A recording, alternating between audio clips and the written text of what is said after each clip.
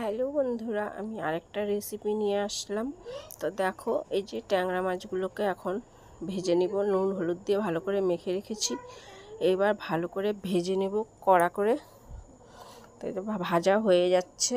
তো আমার সর্দি জ্বর লেগেছে, তাই গলার আওয়াজটা এরকম হয়ে গেছে। তোমরা কিছু মনে করো না। তো জিরে ফোড়ন দিয়ে আলু আর বেগুনগুলোকে দিয়ে দিব। এখন কালো জিরাও দিয়েছি। তো এই যে দিয়ে দিলাম বেগুন আলু, মশলা দিয়ে ভালো করে ভেজে নেব।